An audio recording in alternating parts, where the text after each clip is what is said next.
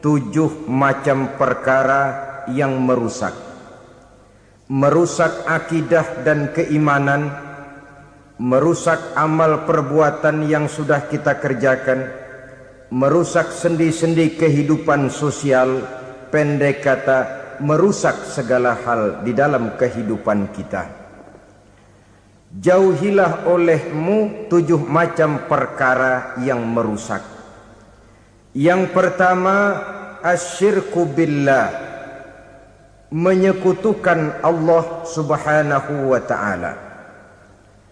Agama dimulai dari keyakinan, maka kehancuran agama selalu dimulai dari kehancuran keyakinan, iman atau akidah yang dimiliki oleh seseorang. Dan untuk menghancurkan nilai-nilai iman yang kita miliki ini, orang rasanya tidak akan menghantam kita dengan peluru kendali. Orang tidak akan mengirimkan nuklir ke sini. Orang tidak juga akan mengirimkan satuan militernya ke sini. Untuk menghancurkan nilai-nilai iman, dibanjiri kita dengan paham-paham yang merusak dan mendangkalkan akidah. Baik ia bernama materialisme, baik ia bernama sekularisme, baik ia bernama banjirnya maksiat dan munkarat, baik ia bernama banjirnya peradaban dan kebudayaan yang menghancurkan moral daripada anak-anak kita, sedikit demi sedikit melenturkan dan melunturkan nilai-nilai keimanan kita, untuk kemudian pada waktunya nilai iman itu akan bertukar dan berganti menjadi nilai syirik kepada Allah subhanahu wa ta'ala. Atau pada sisi lain, menjadikan yang selain Allah sebagai tujuan akhir daripada kehidupan kita. Sedangkan kita sama-sama maklum bahwa di dalam pandangan agama Islam, dosa yang tidak berampun, dosa yang terbesar, termasuk dalam kategori bapak moyangnya dosa, tidak lain adalah syirik, yakni menyekutukan Allah subhanahu wa ta'ala. Pola penghancuran iman ini memang berstrategi. Ditawarkan kita kepada paham materialisme, paham kebendaan, di mana otak menempati urutan sebagai ranking pertama, Tuhan jatuh pada urutan kedua. Lalu menyusul kepada paham sekularisme, Allah dipisahkan dari seluruh kegiatan hidup ini, untuk pada gilirannya menjadikan yang selain Allah sebagai tujuan akhir daripada seluruh kegiatan hidup kita. Oleh karenanya, kewajiban menjaga nilai-nilai iman ini merupakan kewajiban yang mulia tetapi berat. Tidak hanya untuk kita, tetapi juga bagaimana mewariskannya kepada anak-anak kita, generasi yang akan datang.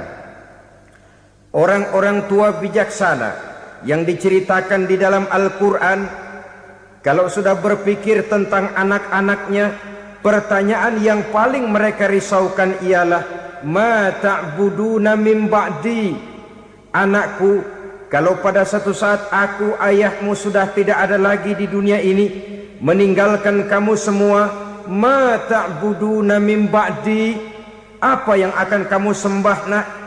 Jikalau sekarang ayahmu masih mau ke masjid, masih mau melakukan rukuk dan sujud, masih beribadah menyembah Allah subhanahu wa ta'ala, kalau orang tuamu sudah tidak ada, ma ta'buduna min ba'di, masihkah engkau mau datang ke masjid? Masihkah engkau mau rukuk dan sujud? Masihkah engkau mau menyembah Allah subhanahu wa ta'ala? Pertanyaan ini yang dipikirkan oleh Nabi Yakub kepada putra-putranya. Pertanyaan ini yang diteruskan oleh Nabi Ibrahim kepada anak-anaknya. Pertanyaan ini yang diwariskan oleh generasi ulama salafus saleh kepada para generasi berikutnya. Bagaimana kita generasi sekarang? Kita orang-orang tua sekarang bukan berfikir ma ta'buduna min ba'di, malah yang kita fikirkan ma ta'kuluna min ba'di. Kalau bapak tidak ada nanti kamu makan apa nak? Perkara kamu nyembah apa? Urusan nomor 18. Yang penting kamu nanti hidup bisa makan, nak. Maka kita sibuk mewariskan harta kepada anak-anak kita. Kita sibuk mewariskan kebun dan tanah kepada anak-anak kita. Kita sibuk mewariskan pabrik kepada anak-anak kita, sementara kita lupa mewariskan intan yang paling mahal, mewariskan mutiara yang paling berharga, yaitu nilai iman kepada Allah Subhanahu wa ta'ala. Alangkah baiknya apabila warisan harta, warisan tanah dan kebun, warisan rumah dan pabrik didasari lebih dahulu dengan mewariskan nilai iman kepada Allah Subhanahu wa ta'ala. Sebagai orang-orang tua, kita boleh bersedih kalau anak kita tidak mengerti komputer. Kita boleh bersedih kalau anak kita tidak mengerti matematika. Kita boleh bersedih kalau anak kita tidak mengerti bahasa Inggris. Tapi sewajarnya lebih bersedihlah kita orang tua jikalau mempunyai anak yang tidak kenal Allah sebagai Tuhannya, yang kemudian tidak mau rukuk dan sujud kepada Allah Tuhannya. Itulah kemalangan yang paling malang bila kita meninggalkan generasi yang tidak bertauhid kepada Allah Subhanahu wa ta'ala. Betapapun anak kita tidak ngerti komputer, saudara, paling-paling kerugiannya cuma kerugian dunia. Masuk dia ke alam barzakh, munkar nakir tidak akan sempat tanya kau belajar komputer apa tidak. Kumpul dia di padang mahsyar, malaikat juga tidak akan tanya matematikamu nilainya berapa. Yang ditanya kau kenal Allah, kau rukuk dan sujud kepadanya, kau pernah datang ke masjid. Oleh karena itu sekali lagi, menjaga nilai iman tidak hanya untuk kita, tetapi juga mewariskannya kepada anak-anak kita generasi yang akan datang. Sungguh kemalangan yang paling besar apabila kita meninggalkan anak-anak kita. Mereka kita tinggalkan lemah ekonominya, itu tidak baik. Mereka kita tinggalkan lemah otaknya, itu pun akan membuat mereka tertinggal oleh yang lain. Tapi yang paling celaka, jikalau kita tinggalkan mereka dalam kondisi lemah imannya, rapuh akidahnya, tidak baik dan tidak betul keyakinan hidupnya. Oleh karena itu Nabi berpesan, jauhilah 7 perkara yang merusak. Yang pertama, syirik kepada Allah Subhanahu wa ta'ala. Menyekutukan Allah baik dalam ucapan, dalam keyakinan ataupun dalam perbuatan. Ini perkara pertama yang termasuk 7 perusak besar di dalam kehidupan. Kalau sudah jatuh kita ke lembah syirik, bagaimanapun banyak kebaikan yang kita kerjakan, berjiwa sosial, bertangan pemurah, gemar menolong orang lain, kalau memang dasarnya syirik, maka seluruh kebaikan kita akan hancur, tidak akan ada nilainya dalam pandangan Allah Subhanahu wa ta'ala. Dalam pandangan manusia mungkin kita dicatat sebagai orang sosial, gemar menolong orang lain, tidak berpangku tangan melihat orang yang mendapat kesulitan. Tapi oleh karena dasarnya syirik, dasarnya tidak mentauhidkan Allah, maka seluruh nilai kebaikan yang kita kerjakan tidak akan ada nilainya dalam pandangan Allah Subhanahu wa ta'ala. Maka jagalah iman kita, jangan sampai dihinggapi penyakit syirik yang bagaimana kecilnya sekalipun. Sekali lagi, baik syirik dalam bentuk ucapan, syirik dalam bentuk keyakinan, sampai kepada syirik dalam bentuk perbuatan, kita berhindar kepada sifat-sifat yang sedemikian itu. Karena apa? Dalam satu ayat Quran Allah Subhanahu wa ta'ala menjelaskan, innallaha la yaghfiru ayyushraka bih wa yaghfiru ma duna dzalika liman yasha. Allah tidak akan memberi ampun kepada orang-orang yang menyekutukannya, tapi Allah masih mau memberikan ampun kepada dosa-dosa yang selain itu bagi orang-orang yang dikehendakinya. Dosa selain syirik, apabila kita bertaubat, Allah masih mau mengampuni. Tapi kalau sudah jatuh ke tempat syirik, itu sudah dosa yang tidak berampun. Taubatnya tidak lain melepas syirik, kembali kepada tauhid, berkeyakinan bahwa hanya ada Allah Subhanahu wa ta'ala, Tuhan satu-satunya, yang lam yalid walam yulad walam yakul lahu kufuwan ahad. tidak beranak, tidak pula diperanakkan, dan tidak satupun yang dapat menyerupai Tuhan Allah Subhanahu wa ta'ala. Saudara-saudara kaum muslimin rahimakumullah, bahwa kita di zaman sekarang memang tidak menyembah berhala, ya. Bahwa kita tidak berterang-terangan mengatakan Tuhan lebih dari satu, memang. Bahwa kita tidak berkeyakinan Tuhan itu punya anak atau diperanakkan, tentu. Tapi dalam perbuatan dan i'tiqad kita kadang-kadang jatuh tanpa kita sadari ke tempat yang bernama syirik ini. Oleh karenanya, di zaman di mana teknologi makin canggih, di mana kemajuan pembangunan makin menjangkau berbagai aspek kehidupan, diperlukan keseimbangan antara kemajuan fisik material dengan kemajuan mental spiritual. Apabila tidak ada keseimbangan, yang terwujud tentulah kepincangan, yang diawali dengan pincangnya cara kita berpikir, sehingga pada akhirnya akan mengarah kepada pincangnya cara kita berbuat dan bertindak di dalam kehidupan kita. Oleh karena itu Nabi berpesan, jauhilah sifat syirik, karena syirik merupakan dosa yang teramat besar. Ini sifat merusak yang pertama. Yang kedua kata Nabi, wasihra, jauhilah sihir. Sihir ini juga termasuk perkara yang merusak kehidupan. Kita semua sama-sama maklum bahwa sihir sebenarnya bukan persoalan baru. Sejak sebelum datang Islam, sihir itu sudah ada. Di zaman Yunani kuno, sihir ada. Di zaman Mesir kuno, di zaman Cina kuno, dan yang lain-lain yang serba kuno, sihir itu sudah ada. Bahkan para nabi pun, para rasul yang diutus oleh Allah Subhanahu wa ta'ala, senantiasa berhadapan dengan ahli-ahli sihir untuk menguji kebenaran dari misi yang mereka bawa. Sihir adalah perbuatan di luar kebiasaan yang bisa dikerjakan oleh ahlinya dengan bantuan jin atau setan. Hukum mempelajari sihir adalah haram, mengamalkannya lebih haram lagi. Sebab itu saudara-saudara, sihir merupakan perbuatan merusak yang harus kita jauhi. Ciri-ciri daripada perbuatan sihir, pertama, ia mengandung tipuan, bayangan khayal. Di zaman Nabi Musa misalnya, orang melihat tambang-tambang itu seperti ular. Nabi Musa melayangkan tongkatnya menjadi ular-ular besar yang memakan ular-ular kecil ciptaan tukang-tukang sihir Fir'aun tadi. Lalu sihir bisa terjadi dengan bantuan jin kafir atau setan. Kemudian ciri yang ketiga, sifatnya halus dan tersembunyi.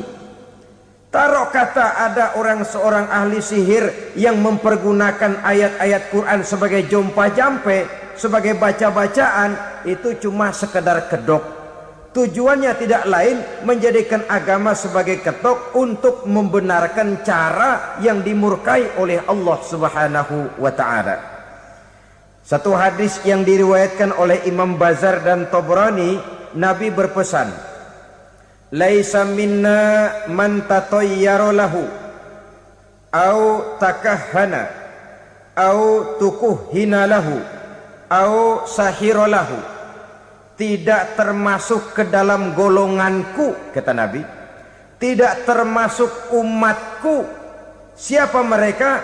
Man tatayyara lahu, orang yang bertatoyur.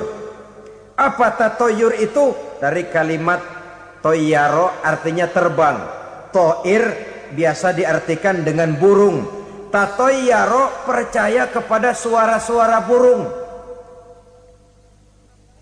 Man tatayyara lahu, mempercayai, meyakini dengan benar-benar kepada suara beburungan. Kan suka ada itu, nah bunyi burung tuh, maling liwat. Maling liwat. Burung bunyi, maling liwat. Itu termasuk tatoyyaro lahu, percaya kepada suara burung.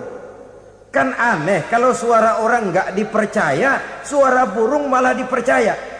Ada ustadz ceramah, kiai ngaji, nggak mau didengerin, burung dengerin bener. Nah, suaranya dari sebelah mana? Belah kulon. Nah, itu tandanya ano. Habis dihitung-hitung. Itu termasuk tatoyyaro lahu. Au takahana, atau bertenung, au tukuhina, atau minta ditenungkan.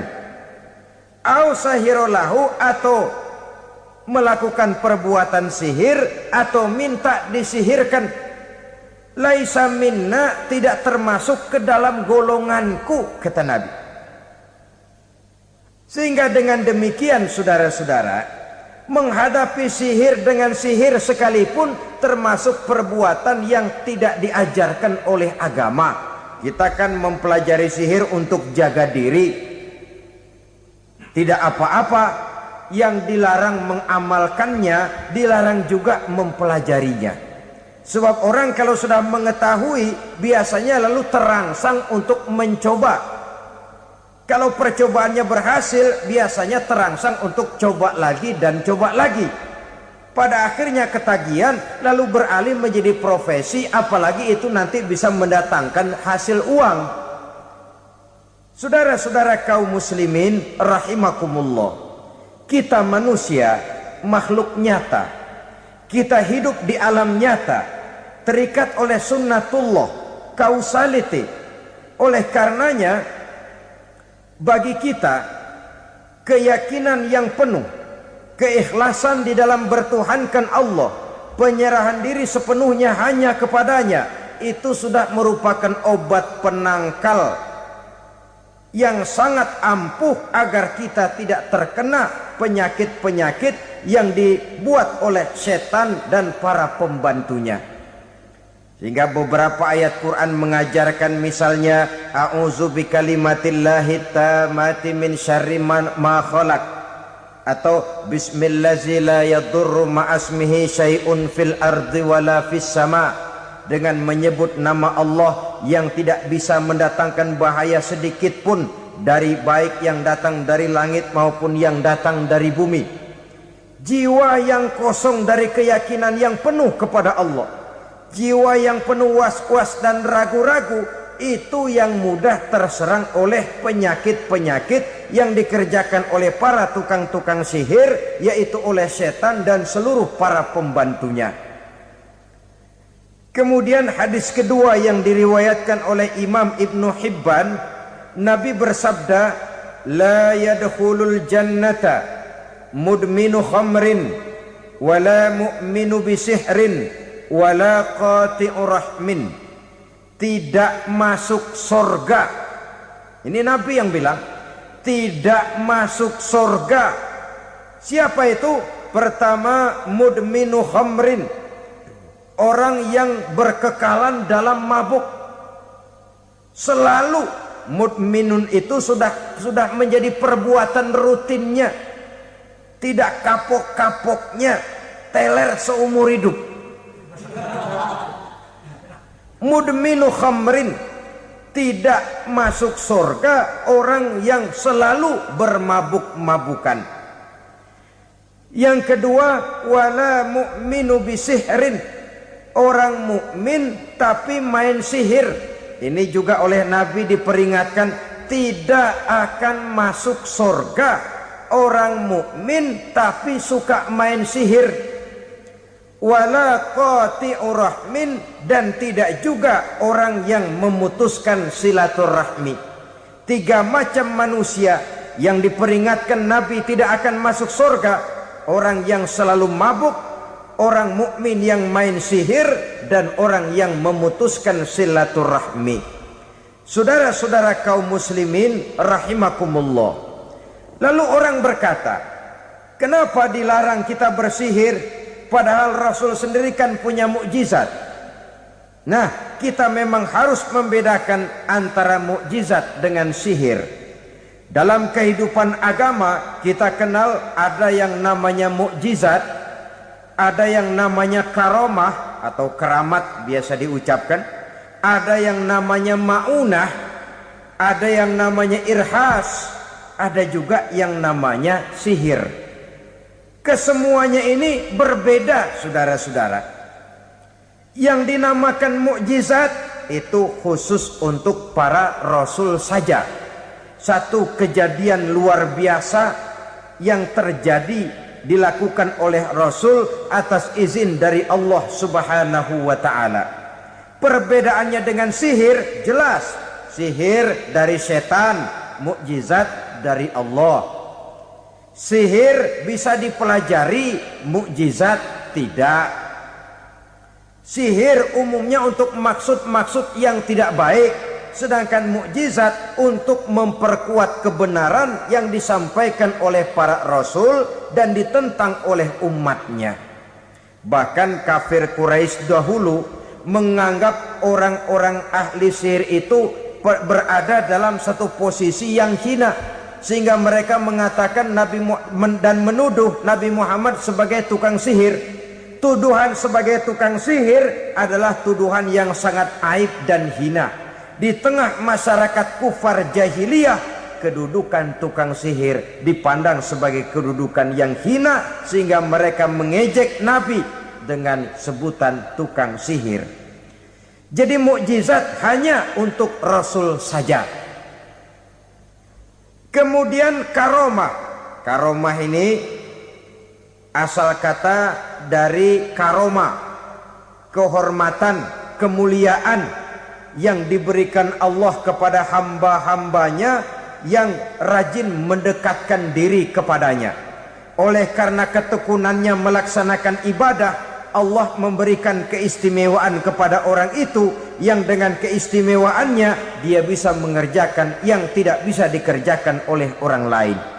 Karomah hanya bisa dicapai dengan prestasi ibadah. Kalau sihir mau ibadah apa enggak, asal dia belajar, bersatu dan berteman dengan setan, memenuhi persyaratan-persyaratan setan, biasanya lalu bisa. Sedangkan karomah tidak mungkin terwujud tanpa orang mendekatkan diri sedekat-dekatnya kepada Allah Subhanahu wa ta'ala. Maka kita lihat biasanya orang-orang yang punya ilmu sihir, mukanya rata-rata nggak enak dilihat. Kumuh, jauh dari air wudhu, jauh dari sujud kepada Allah, malah berteman dengan setan, menjadi pelayan-pelayannya setan.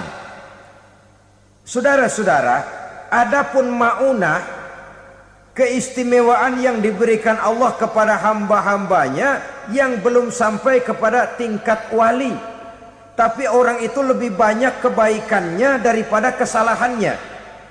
Umpamanya, saudara jalan bertiga di pinggir jalan, saudara ada pada posisi di tengah, lalu bertiga ini ketabrak mobil. Menurut perhitungan saudara mati lebih dahulu, tapi terjadi hal yang aneh, dua teman saudara mati, saudara malah cuma luka dan lecet sedikit saja. Apa itu? Kalau kita lebih banyak kebaikannya daripada kesalahannya, itu yang dinamakan maunah, pertolongan yang diberikan Allah kepada hamba-hambanya yang lebih banyak kebaikannya daripada kesalahannya. Sedangkan yang dinamakan irhas, kejadian luar biasa pada diri seseorang pada waktu dia masih kecil, yang menunjukkan tanda-tanda keistimewaannya. Itu umumnya pada para nabi pada usia kecilnya sudah ada irhas, tanda-tanda istimewa. Jelas baik mukjizat, karomah, maunah maupun irhas berbeda dengan sihir.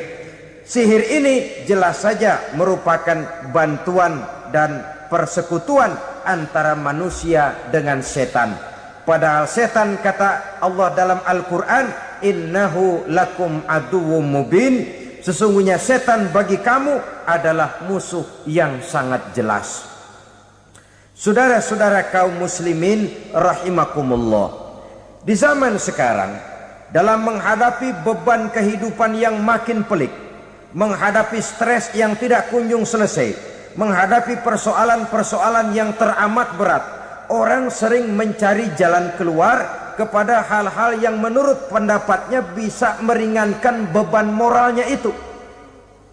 Pergilah dia mencari sesuatu yang dapat meringankan bebannya. Dan tidak jarang yang jatuh ke pangkuan tukang-tukang tenung, ke pangkuan tukang-tukang sihir, yang mereka itu oleh Quran dijelaskan kadzabal munajjimun walau sodaku. Tukang-tukang tenung, tukang-tukang sihir, mereka itu bohong walaupun benar. Maksudnya bohong walaupun benar artinya kalau yang mereka kerjakan benar itu sih kebenaran. Benar dengan kebenaran itu lain. Kebenaran, kebetulan bisa, tapi tidak untuk selalu. Apalagi kalau itu sudah membahayakan kehidupan orang lain. Jadi oleh karena itu Nabi berpesan jauhilah daripada sihir.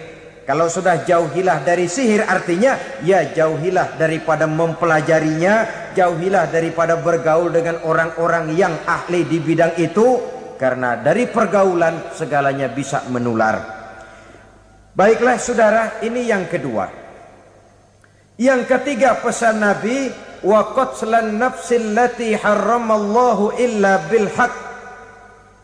Membunuh orang lain dengan cara yang tidak benar. Membunuh orang yang diharamkan oleh Allah Subhanahu wa taala untuk melakukannya kecuali dengan alasan yang benar. Kita tahu Islam adalah agama damai. Sesuai dengan namanya, ia tidak dikembangkan dengan pedang dan kekerasan. Ia dikembangkan dengan keteladanan dan tuntunan moral.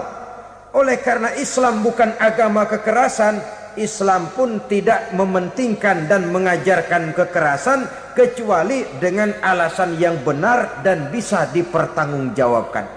Membunuh dengan sengaja, menghilangkan nyawa orang lain tanpa alasan yang bisa dibenarkan adalah merupakan dosa besar dan satu di antara 7 perkara yang bisa mendatangkan kerusakan dalam kehidupan dan yang hendaknya harus kita jauhi.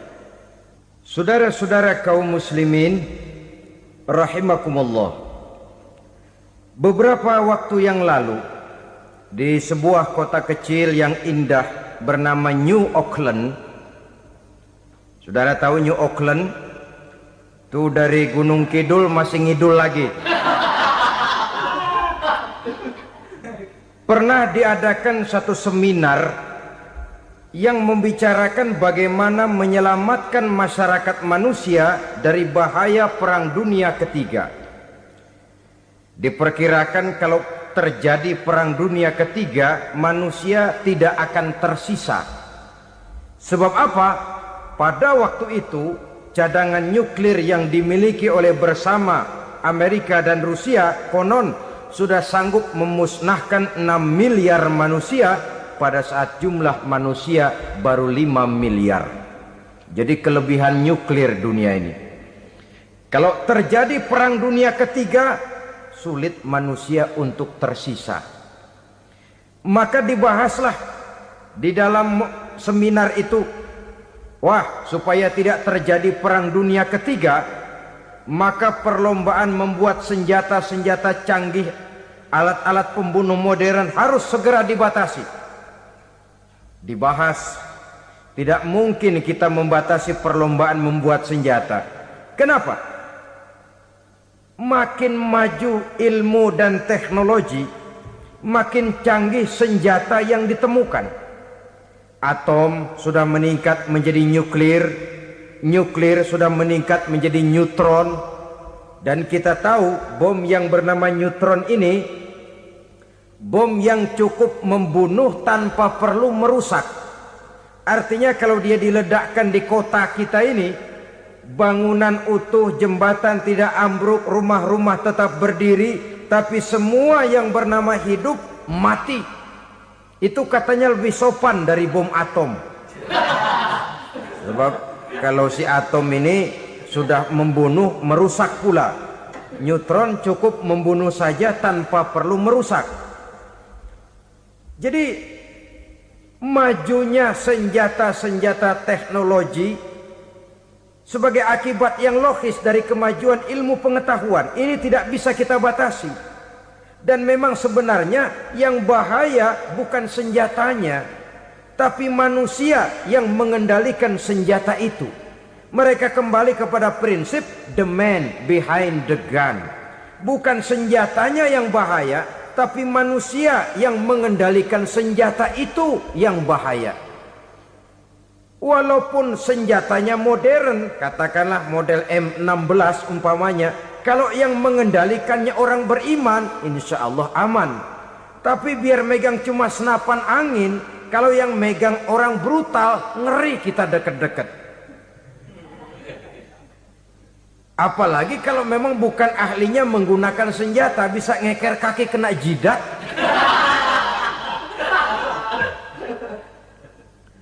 Mereka kembali kepada prinsip lama yang tetap baru. Bukan senjatanya yang harus dibatasi, manusia yang mengendalikan senjata itu yang perlu dibicarakan. Nah, kalau begitu, agar manusia tidak mempergunakan senjata sewenang-wenang, apa yang harus kita lakukan? Ya, manusianya harus bermoral. Ya, tapi moral yang mana? Di dunia ini banyak ajaran tentang moral. Itu pun mudah saja. Di sini kan kita undang saja ahli dari berbagai agama untuk membicarakan konsep perdamaian menurut agamanya masing-masing. Baik, setuju itu? Setuju. Maka tampillah para ahli agama, mereka kembali kepada prinsip moral daripada konsep yang terkandung di dalam ajaran agama untuk menegakkan perdamaian. Mula-mula naiklah ahli dari agama Hindu, dibacakan konsep perdamaian menurut ajaran agama Hindu, bahwa untuk damai manusia harus meninggalkan nafsu keduniaannya, menempuh samsara dan sebagainya untuk mencapai nirwana, menjauhi kemegahan dan kemewahan dunia. Ini lalu dibahas, rasanya juga tidak mungkin ini. Kemudian dari agama Nasrani, bahwa untuk damai manusia harus menciptakan sifat kasih sayang. Kalau ditampar pipi kiri, berikan pipi yang kanan.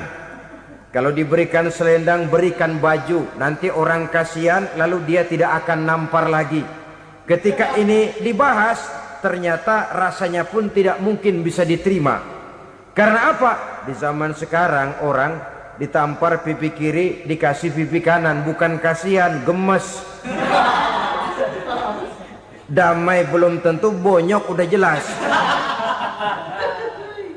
Lalu ketika dibacakan konsep perdamaian menurut Quran, di mana disampaikan ayat wa jazaa'u sayyi'atin sayyi'atun misluha faman afa wa aslaha fa ajruhu 'ala Allah.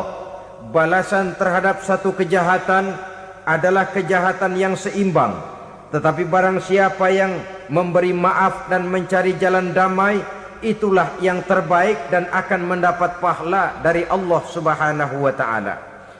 Kamu tidak salah ditampar pipi kirimu, tampar lagi pipi kirinya sekeras dia menampar pipi kirimu.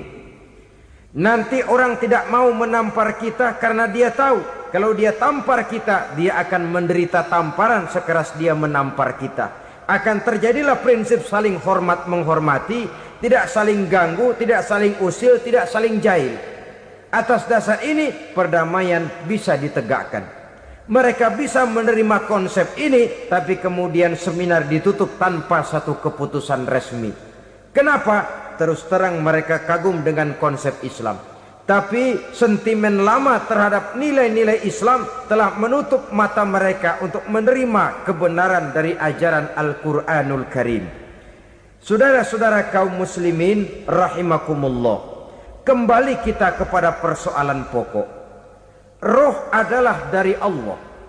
Dia akan kembali kepada Allah, milik mutlak dari Allah. Tidak pantas kita merampasnya dari orang lain. Tidak wajar kita menghilangkannya tanpa alasan yang dibenarkan oleh agama. Di zaman sekarang akibat persaingan hidup yang makin tajam, lapangan kerja yang makin sulit, tensi ekonomi yang makin tinggi, atau karena nilai moral yang makin rendah, atau juga karena rapuhnya pegangan orang kepada agama, nyawa rasanya sudah sedemikian murahnya. Berbagai kasus membuat berdiri bulu roma kita. Ada mayit, ada manusia dipotong 6, dicincang macam kambing. Ada yang dipotong 5, ada yang dipotong 13, dikardusin, dibuang ke tempat sampah.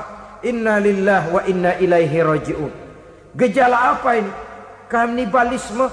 Manusia sudah demikian sadisnya, manusia sudah sedemikian buasnya, sehingga sesama manusia diperlakukan seperti hewan. Padahal hewan sendiri belum pernah macan makan macan, bagaimanapun buasnya macan. Belum pernah serigala memakan serigala, bagaimanapun brutalnya serigala.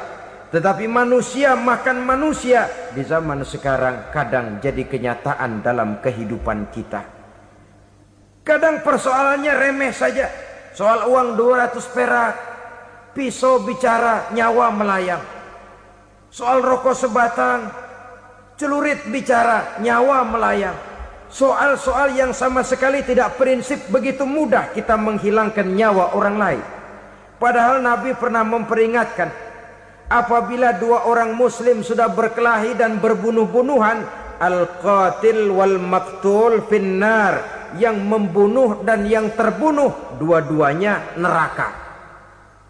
Sahabat heran, ya Rasul, kalau yang terbunuh, kalau yang membunuh masuk neraka itu sih wajar, tapi yang terbunuh kenapa neraka juga?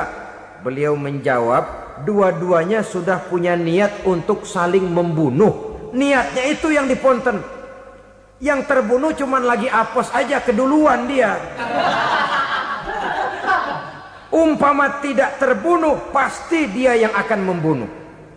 Oleh karenanya al-qatil wal maktul, yang membunuh dan yang dibunuh finnar, dua-duanya masuk ke dalam neraka. Islam menghormati kehidupan, tidak hanya terbatas kepada sesama muslim. Orang-orang yang berlainan agama pun yang mau hidup berukun, damai, berdampingan dengan umat Islam, jiwa mereka, darah mereka dilindungi oleh nilai-nilai Islam yang disebut dengan kafir zimmi ini. Mengganggu mereka sama saja dengan mengganggu aku, kata Nabi. Jadi oleh karena itu, sayangilah sesama. Kehidupan adalah anugerah Allah, bukan wewenang kita untuk mencabutnya dari orang lain, bukan wewenang kita untuk merampas dan menghilangkannya dari orang lain. Apa yang tidak enak terjadi pada diri kita, begitu pula lah apabila terjadi pada diri orang lain. Sehingga Nabi mengatakan, la yu'minu ahadukum hatta yuhibba li akhihi ma yuhibbu li nafsihi. Belum dikatakan beriman seseorang kamu apabila dia belum mencintai saudaranya seperti ia mencintai dirinya sendiri. Apa yang enak dirasakan oleh orang lain, enak juga dirasakan oleh dia. Mengukur orang lain dengan diri sendiri.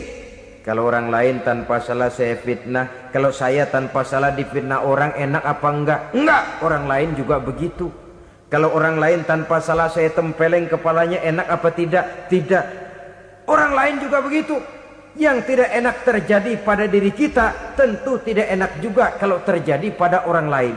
Mengukur orang lain dengan diri sendiri, sehingga tidak timbul sifat egois, tidak menari di atas bangkai orang lain, tidak mendirikan kebahagiaan di atas untayan air mata orang lain. Sehingga dengan demikian saudara-saudara, dia bisa menghormati kehidupan, menghormati orang lain sebagaimana dia ingin dihormati. Inilah perbuatan ketiga yang merusak, membunuh orang lain dengan yang diharamkan Allah tanpa alasan yang benar. Yang ketiga. Kemudian yang keempat, perbuatan merusak wa aklar riba, makan riba. Hidup adalah tolong menolong. Bahasa kerennya take and give katanya. Saling memberi dan saling menerima. Nabi mengajarkan man kuraba kurbatan min kurabid dunya karaballahu lahu kurbatan min kurabi yaumal qiyamah. Wallahu fi aunil abdi madamal abdu fi auni akhihi. Siapa yang meringankan beban dari beban-beban yang dirita seseorang di dalam kehidupan dunia, Allah akan meringankan bebannya daripada beban-beban yang harus dipikulnya di hari kiamat nanti. Wallahu fi aunil abdi madamal abdu fi auni akhihi. Allah senantiasa akan menolong seorang hamba selama hamba itu masih mau menolong saudaranya. Allah selalu akan menolong seorang hamba selama hamba itu masih mau menolong saudaranya. Apabila kita sudah berpangku tangan terhadap kesulitan orang lain, biasanya pun pada saat kita mendapat kesulitan, kita akan sulit juga memperoleh pertolongan. Nah, riba alias renten, kedoknya adalah menolong orang, tapi sama juga bulu buntutnya dilepas, palanya dicekek. Menolong orang pada akhirnya menjadi beban bagi seseorang, dan memang mencari orang-orang yang berada dalam posisi kesulitan.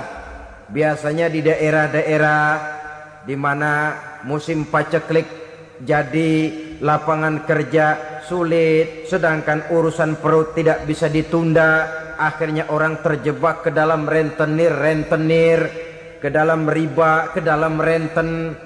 Bunga berbunga, sehingga satu saat jumlah bunganya bisa lebih besar dari jumlah pinjaman pokoknya. Kemudian kalau juga ternyata tidak bisa dibayar, rumah jadi taruhan. Memang rumah satu-satunya, begitu rumah ditarik mulain camping. Bukankah pada akhirnya akan mewariskan kesengsaraan? Oleh karena itu, kepada kita berusahalah jangan berhubungan dengan rentenir, jangan makan renten dan riba. Kepada mereka yang melaksanakan riba, walaupun mendatangkan keuntungan materi, tapi percayalah, harta yang didapat dengan jalan riba tidak akan membawa keberkahan. Manakala tidak membawa keberkahan, dia tidak akan mendatangkan ketenangan di dalam kehidupan kita. Oleh karenanya, memakan harta riba termasuk perbuatan yang merusak sendi-sendi kehidupan sosial, merusak kehidupan orang lain, merusak kehidupan masyarakat, tetangga, pergaulan, dan sebagainya. Yang kelima, wa akla malil yatim, memakan harta anak yatim dengan cara yang zalim. Nih, memang lezat. Anak yatim itu nggak tahu urusan apa-apa. Kita diamanahkan untuk mengurusinya. Kadang-kadang dibentuklah panitia penyantunan yatim piatu. Yatimnya mah tetap kelaparan, panitianya yang pada gendut.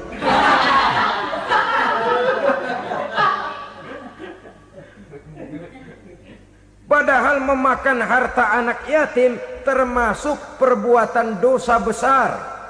Dan menjantuni yatim merupakan perbuatan mulia. Nabi mengatakan, ana wa kafilul yatim kahataini yaumal qiyamah. Aku dan orang-orang yang menyantuni anak yatim seperti dua jari ini pada hari kiamat nanti. Dekat sekali.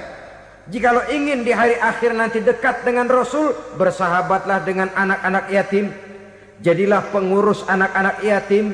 Bangunlah panti-panti asuhan yatim. Pada saat bapak ibunya meninggal, kitalah yang menjadi orang tuanya. Bahkan sedemikian besar perhatian Islam terhadap anak-anak yatim ini, sehingga Quran memberikan peringatan, ara'aital ladzi yukadzibu biddin fadzalikal ladzi yad'ul yatim wa la yahuddu ala ta'amil miskin. Tahukah kamu siapa orang yang mendustakan agama? Beragama tapi dianggap dusta, solatnya dusta, puasanya dusta, karena agamanya sudah berdusta. Siapa mereka? Fazalikal ladzi yad'ul yatim, orang yang menyia-nyiakan anak yatim. Wala yahuddu ala ta'amil miskin, dan tidak pernah memberi makan kepada orang-orang yang menderita kemiskinan, menyia-nyiakan, meninggalkan anak yatim, termasuk perbuatan yang divonis kita sebagai orang yang mendustakan agama. Saudara-saudara kaum muslimin rahimakumullah, maka sangat dicela mengeksploitir anak-anak yatim, menjadikan mereka sebagai kedok untuk mencari kekayaan pribadi. Tetapi jikalau ikhlas, ganjarannya sangat besar, nilai pahalanya sangat besar. Menyantuni yatim tidak hanya setahun sekali. Kalau Muharram pakai istilah lebaran yatim, dibentuklah panitia, diberilah beras, uang 4-5 ribu rupiah, alhamdulillah. Tapi jangan lupa, si yatim tidak hidup cuma satu hari. Dia tidak hidup cuma di bulan Muharram saja, dia hidup 12 bulan dalam setahun. Sebagaimana anak-anak yang lain, dia juga berhak punya masa depan. Dia juga berhak menikmati bangku sekolah. Dia berhak mengenyam arti dan makna pendidikan. Dia berhak membekali diri dengan ilmu dan pengetahuan, seperti halnya anak-anak yang lain. Maka kita yang diberikan keluasan oleh Allah, ingatlah itu, bersahabatlah dengan anak-anak yatim, santuni mereka. Perkara setahun sekali di bulan Muharram, alhamdulillah, itu bagus, bin Thayyib alias baik. Tapi tentu dan tentu sekali lagi, si yatim tidak hanya hidup di bulan Muharram. Dia hidup 12 bulan dalam setahun, 24 jam di dalam sehari. Oleh karenanya, menyia-nyiakan mereka pada saat posisi kita memang mampu, akan memojokkan kita dalam satu posisi di mana kita dianggap sebagai orang yang mendustakan agama, memakan harta anak yatim dengan cara yang zolim. Bapaknya udah meninggal, kebunnya lebar, anaknya dikelecehin. Nah, dah kamu gak usah pusing, nanti saya yang ngurus. Akhirnya bukan ngurus, nguras. Si yatim mungkin tidak tahu bahwa dia disia-siakan, haknya diambil, miliknya dizolimi. Tapi Allah yang akan membalasnya dengan seadil-adilnya. Maka makan harta anak yatim biasanya balasannya tokcer bin paten. Nggak banyak selang tempo itu, nggak percaya cobain dah. Nyobain aja kan nggak bayar, umpama. Memakan harta anak yatim dengan cara yang zolim, ganjarannya biasanya kontan. Kenapa? Ratapan si miskin, untayan air matanya, jeritan kepedihan hatinya, membuka pintu langit, permohonannya diijabah, getaran hatinya didengarkan oleh Allah. Maka balasannya biasanya kontan, spontan, tidak menunggu waktu terlalu lama. Itu di dunia, belum lagi di akhirat nanti. Bukankah dalam riwayat Mi'raj diceritakan Nabi melihat di neraka itu orang perutnya sebesar rumah? La haula wala quwata. Itu perut kayak rumah, bagaimana jalannya tuh orang? Dan memang gak jalan, diseret-seret oleh malaikat di neraka itu. Hancur perutnya, amburadul itu perut. Berantakan isinya, dibulatkan lagi, diseret lagi, hancur lagi, dibulatkan lagi. Sampai Nabi tanya, orang itu begitu berat siksanya kenapa ya Jibril? Itu Muhammad, waktu di dunia dulu rakus banget makan harta anak yatim. Begitu vonisnya, begitu menyedihkan nasibnya di akhirat. Tapi di dunia pun ketidakberkahan itu sudah membayangi kehidupannya. Oleh karena itu, kepada saudara-saudara yang mendapat titipan anak yatim, berbahagialah, karena semulia-mulia rumah adalah rumah yang di dalamnya ada anak yatim yang disantuni. Sehina-hina rumah adalah rumah di mana di dalamnya ada anak yatim yang disia-siakan. Begitu kata Nabi kita. Rumah yang paling mulia dalam pandangan Allah, rumah yang di dalamnya ada anak yatim yang disantuni. Rumah yang paling hina dalam pandangan Allah, rumah yang di dalamnya ada anak yatim yang nasibnya disia-siakan. Berbahagialah saudara apabila menjadi penyantun anak-anak yatim, pelindung mereka, sehingga mereka mempunyai masa depan sebagaimana anak-anak lainnya. Rasulullah sendiri sedemikian peka terhadap keadaan anak-anak yatim karena beliau sendiri memang mengalami umur 6 bulan dalam kandungan ibu, beliau sudah ditinggalkan oleh ayahnya. Pada saat berusia 6 tahun ibu sudah meninggal. Yatim piatu dalam usia di mana beliau sedang perlu belas kasih seorang ibu dan pengertian seorang bapa. Kepekaan itu lalu timbul, bahkan kemudian sampai kepada beliau berkata, aku dan orang yang menyantuni anak yatim seperti jari tengah dan jari telunjuk di hari akhirat nanti. Sedemikian dekatnya. Baiklah ya, jadi yang kelima, memakan harta anak yatim. Jauhi karena ini perbuatan yang merusak. Yang keenam, watawalli yaumaz zahfi, melarikan diri pada hari pertempuran. Apa ini? Khianat. Tidak konsekuen dengan konsep perjuangan. Pada mulanya keras benar teriak, berantas korupsi, ganyang korupsi. Cuma karena belum dapat giliran. Begitu dia naik dapat kesempatan, korupsinya lebih edan dari yang diteriakinya. Ini termasuk tawalli yaumaz zahfi, berpaling pada hari peperangan. Di saat menghadapi musuh, kalau belum kelihatan musuh, teriaknya nyaring bener. Jangan takut demi kebenaran sampai titik darah yang paling penghabisan. Musuh belum kelihatan. Begitu musuh sudah kelihatan, paling dulu lari ke belakang. Kalau diajak berjuang ada saja alasannya. Sehingga Quran memberikan peringatan kepada kita semua. Mengapa kamu ini berat? Kalau sudah diajak berjuang di jalan Allah, kakimu seperti terhunjam berakar di perut bumi. Berat untuk melangkah berjuang.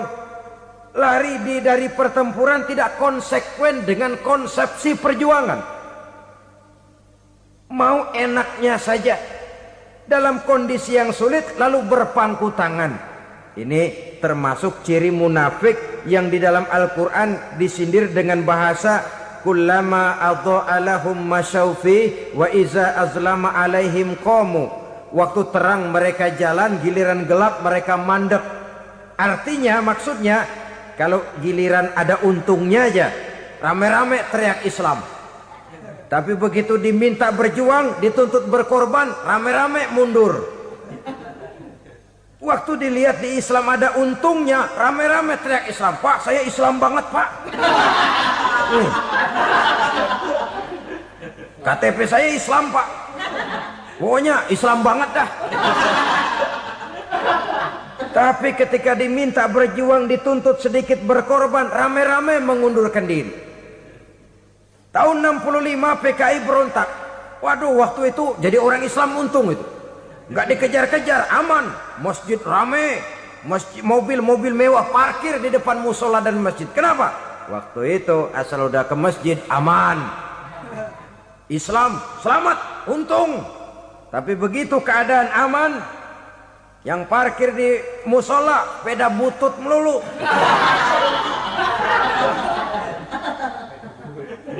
Waktu terang mereka jalan, waktu gelap mereka berhenti.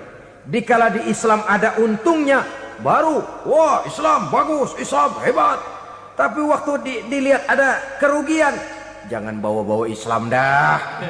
Jangan bicara soal Islam, ini kan bukan soal agama. Bukan soal agama. La haula wa la quwata illa billah. Beragama kita ambil talfik fid din, mengambil yang enteng-enteng saja dalam urusan beragama ini. Tidak konsekuen kita dengan Islam kita. Seolah kita mau memilih mana yang terasa cocok sama selera kita, kita teriak Islam. Beratan aja dikit, rame-rame berpaling. Itu termasuk tawalli yaumaz zahfi. Para pengkhianat, mental-mental hipokrit yang tidak mau konsekuen menghadapi segala bahaya. Itu termasuk perbuatan yang merusak. Kenapa? Kalau cuma dia saja yang lari, mungkin tidak jadi soal. Tapi larinya ini akan mempengaruhi orang lain. Nah, pengaruhnya itu yang dicegah. Sebab kalau satu sudah mulai lari, yang lain mulai ngelirik. Ketika yang dilirik kemudian tidak ada reaksi, dia akan ikut lari. Artinya apa? Seorang muslim harus konsekuen dengan konsep perjuangannya, dengan keyakinan keagamaannya, dan tidak memilih yang enak-enak saja di dalam kehidupan beragama. Lari dari pertempuran, bermental khianat, mengkhianati agama, merupakan satu di antara sifat yang merusak. Terakhir saudara, wa qazfal muhsanatil ghafilatil mu'minat, menuduh perempuan baik-baik yang tidak tahu menau tentang tuduhan yang dituduhkan kepadanya, menuduh perempuan mukmin yang baik-baik yang tidak tahu menau tentang tuduhan yang dilakukan kepadanya. Fitnah lebih bahaya daripada pembunuhan. Orang yang tidak salah bisa hancur namanya, orang yang berniat baik bisa ambruk perjuangannya oleh karena fitnah. Sehingga dikatakan al-fitnatu asyaddu minal qatli. Fitnah lebih bahaya daripada pembunuhan. Maka memfitnah ini termasuk satu dosa di antara 7 hal merusak yang harus kita jauhi semampu kita, semampu-mampunya. Mengupayakan sebisa-bisanya jangan sampai terjebak ke dalam hal yang demikian. Nah, saudara-saudara, inilah saja pertemuan kali ini. Mudah-mudahan ada manfaatnya. Semoga Allah memberikan kekuatan zahir dan batin kepada kita untuk bisa menjauhi 7 perkara yang merusak ini. Terima kasih atas segala perhatian. Mohon maaf atas segala kekurangan. Wabillahi taufiq wal hidayah. Wassalamualaikum warahmatullahi wabarakatuh. Bapak-bapak, ibu-ibu, saudara-saudara kaum muslimin rahimakumullah. Murai di dahan dan kokok ayam di kandang. Dunia ini penuh dengan berbagai macam kesibukan. Sejak dari petani yang turun ke ladang, pedagang yang berangkat ke pasar, pelajar yang menuju sekolah, sampai kepada pegawai yang berangkat ke kantor, seluruhnya tidak lain untuk mencari sesuatu yang bernama bahagia. Setiap orang menginginkan kebahagiaan, dan tidak seorang pun menginginkan kesengsaraan dalam kehidupan ini. Namun nyatanya tidak setiap orang yang ingin bahagia mengetahui jalan yang harus ditempuhnya untuk sampai kepada kebahagiaan itu. Maka pada kesempatan pertemuan kali ini saya ingin menyampaikan sebuah hadis dari junjungan kita baginda Nabi besar Muhammad sallallahu alaihi wasallam yang termuat dalam kitab Mukhtarul Ahadits An-Nabawiyah, di mana beliau bersabda, arba'un min sa'adatil mar'i. Ada 4 perkara yang merupakan tanda dari orang bahagia. Saya mau tanya, di antara saudara-saudara yang hadir di sini, apa ada yang kepengen jadi orang sengsara? Seluruhnya tentu ingin mendapatkan kebahagiaan. Maka menurut resep dari Nabi kita, tanda orang bahagia itu 4. Jadi kalau saudara ingin bahagia, harus mempunyai 4 perkara ini. Yang pertama, orang bahagia itu kata Nabi, darun wasi'un. Punya rumah biar bagus asal gede. Enak ngaturnya daripada sudah punya rumah kecil, adanya di pinggir kali, gubuk, kalau hujan bocor, miring lagi, kiamat. Loh, kalau gitu Islam materialis dong. Hadis ini boleh diartikan dengan makna hakiki, arti yang sebenarnya. Boleh diartikan dengan makna majazi, arti kiasan. Kalau dia diartikan dengan arti kias, maka yang dimaksud darun wasi'un ay qalbun wasi'un. Rumah yang luas tidak lain daripada hati yang lapang. Karena di situ kunci kebahagiaan yang sebenarnya. Walaupun kita cuma tinggal di petak berukuran 2 kali 3 meter, kalau hati kita luas rasanya rumah itu. Tapi biar rumah kita halamannya saja puluhan ribu hektar, ada kolam renangnya, kamar tidurnya tidak lagi terhitung. Kalau hati yang menempati rumah itu sempit, maka akan terasa sempit jugalah rumah itu. Tempat bergantungnya tidak lain adalah hati. Marilah kita mencoba melihat berbagai pandangan orang tentang bahagia ini. Ada orang menyangka bahwa bahagia itu kalau dia mendapatkan harta yang sebanyak-banyaknya. Siapa yang banyak harta, dialah raja. Apa yang dia mau, seluruhnya bisa dibeli. Keamanannya, dia bisa menyewa petugas. Seluruh fasilitas untuk menyenangkan kehidupannya bisa dibeli. Pendeknya, hartalah segala-galanya dalam kehidupan.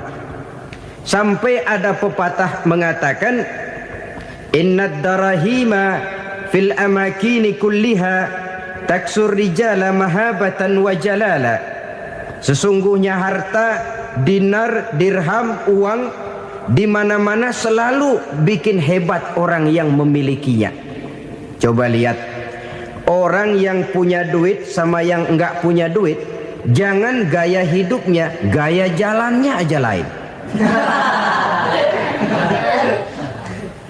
Wahia lisanun liman arada fasahatan, wahia silahun liman arada qitala. Uang adalah senjata yang paling ampuh bagi orang yang mau pergi perang, dan lidah yang paling fasih bagi orang yang mau bicara. Kalau bicara dengan lidah macet, cobalah bicara dengan harta, lancar. Sampai ada pepatah demikian, segalanya bisa diatur dengan harta.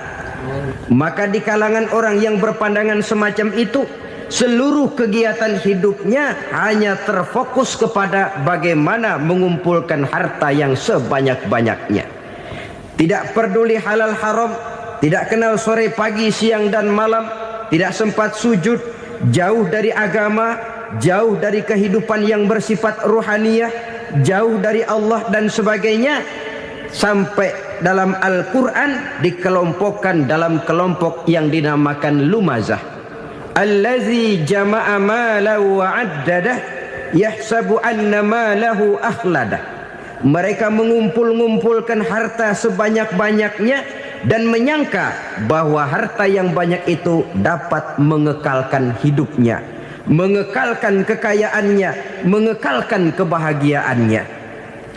Saudara hadirin yang berbahagia, kalau pandangan hidup ini benar, artinya kalau harta memang merupakan satu-satunya hal yang dapat membuat orang bahagia, tentu di rumah mewah tidak akan pernah ada tangis derita.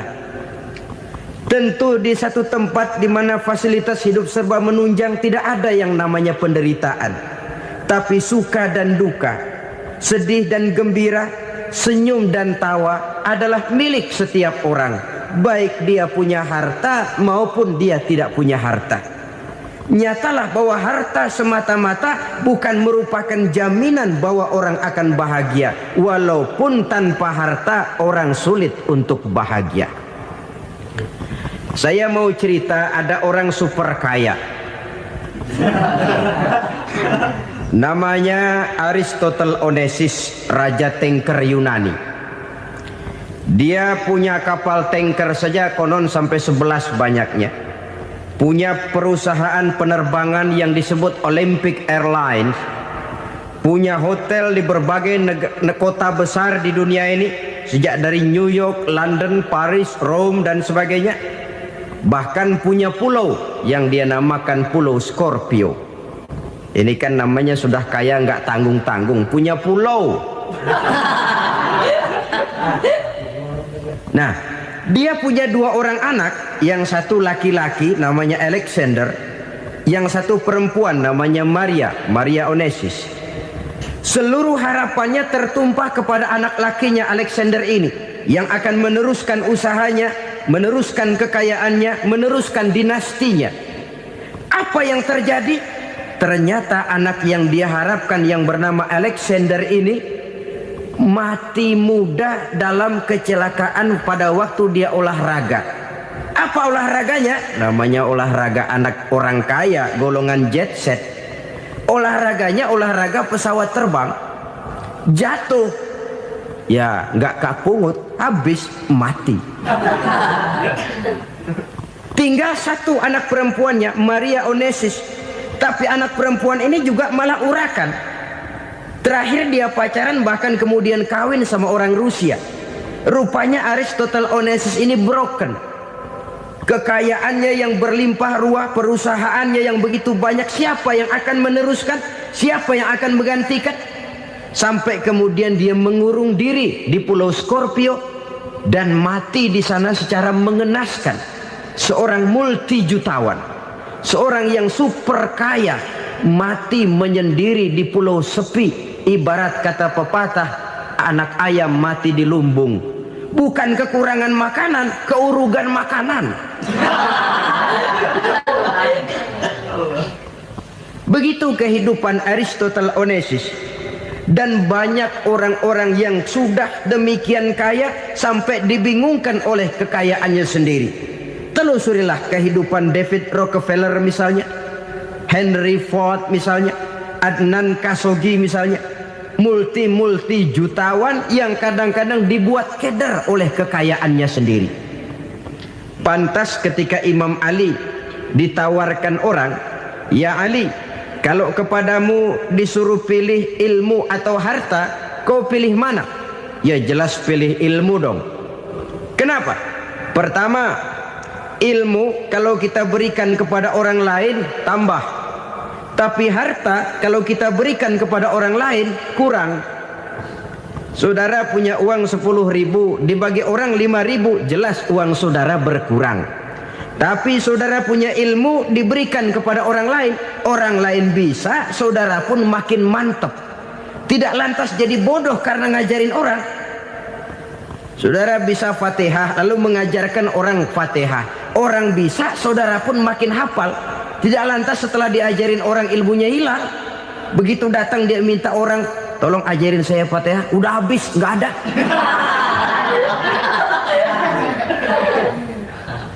Yang kedua kata Imam Ali, ilmu menjaga kita. Kalau harta kita yang harus jaga. Makin banyak ilmu makin terpelihara diri seharusnya. Tetapi makin banyak harta makin bingung kita jaganya. Sampai kadang-kadang kalau perlu seluruh keliling rumah dipasangi alarm.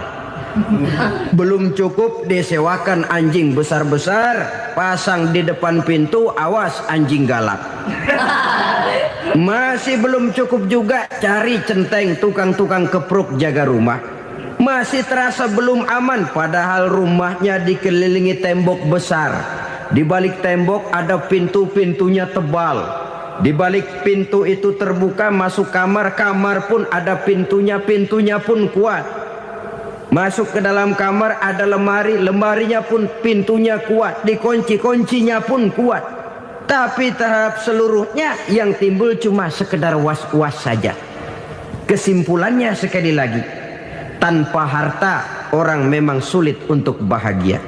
Tapi harta semata-mata tidak merupakan jaminan orang akan bahagia. Dengan hati yang luas, itu modal utama untuk mencapai kebahagiaan hidup. Orang yang hatinya luas, saudara-saudara, punya hati yang lapang, melihat kenyataan hidup ini, dia bersyukur senantiasa kepada Allah. Lantas tidak timbul hasud dan iri hatinya. Oleh karena itu, jiwanya selalu lapang. Kalau tidak, cupik hati namanya. Dangkal pandangan, tidak senang melihat orang lain dapat nikmat, dan itu sering dijadikan contoh.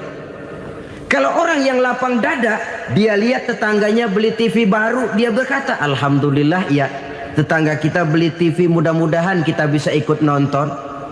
Lapang dadanya. Tapi orang yang sempit hati, lihat tetangga beli televisi, meriang. Enggak diapa-apain, meriang. Besoknya dengar tetangga beli motor, makin sakit, ke rumah sakit. Lalu di rumah sakit dengar tetangganya beli mobil, mati. disiksa oleh perasaannya sendiri. Orang kalau hati sudah sempit dalam hidup, kemanapun dia pergi, sempit rasanya medan kehidupannya.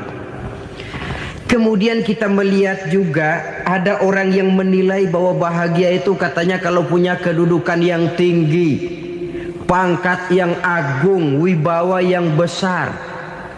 Mungkin betul, tapi mungkin juga tidak. Bergantung kepada hati orang yang punya pangkat itu. Sama dengan harta tadi. Harta akan membawa bahagia kalau dia jatuh ke tangan orang yang berhati lapang.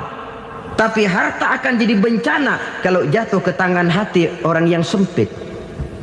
Pangkat akan membawa bahaya kalau jatuh di tangan hati orang yang sempit. Lebih dari itu, kenyataan mengajarkan kepada kita bahwa ternyata pangkat dan jabatan tidak selamanya memberikan kebahagiaan dalam kehidupan. Bahkan resikonya kelewat besar. Beberapa bukti kita bisa ambil dari para pemimpin dunia yang menjadi korban lantaran pangkat dan jabatan yang disandangnya. Saudara ingat Presiden Abraham Lincoln dan John Kennedy dari Amerika? Dibunuh orang. Park Chung-hee dari Korea Selatan, Ziaur Rahman dari Bangladesh, Anwar Sadat dari Mesir, terakhir Indira Gandhi dari India, menjadi korban dari pangkat dan jabatan yang disandangnya dari orang-orang yang tidak senang dia memegang jabatan itu. Dia akan mudah mengundang bencana.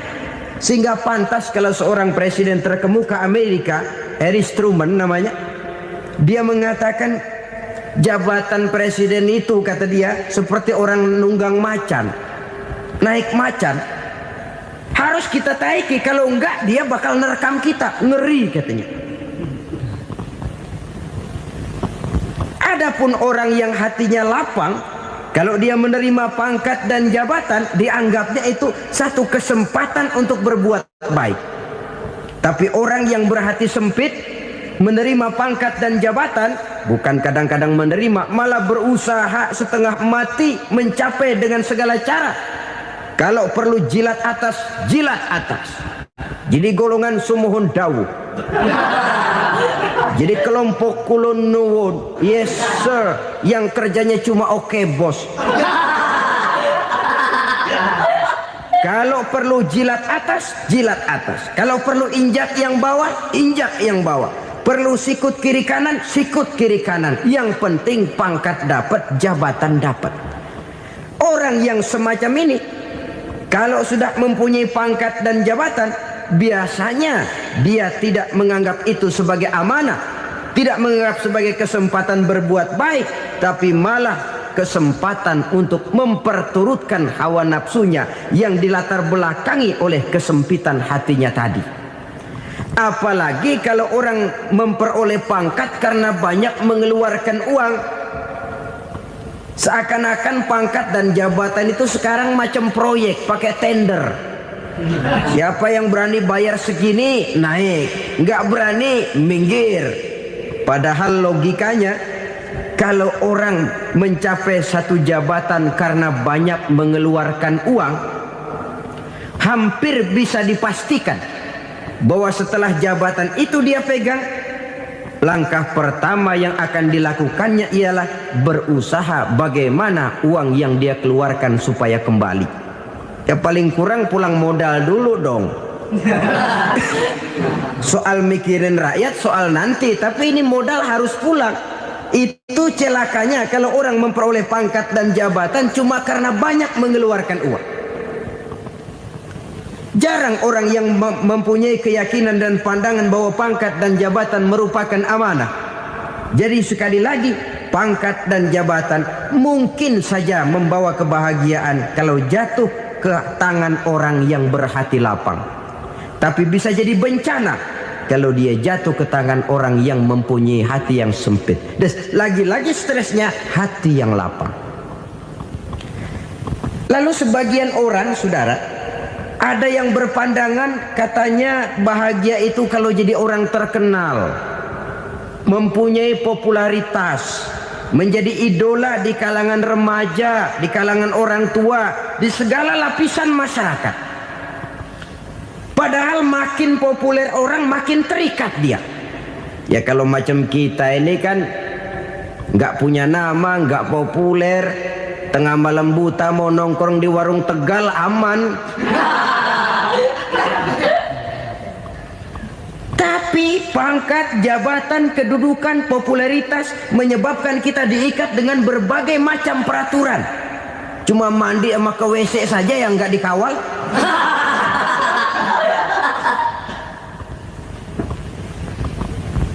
Benarkah popularitas, ketenaran membawa kebahagiaan? Mungkin. Ya, tapi mungkin juga tidak.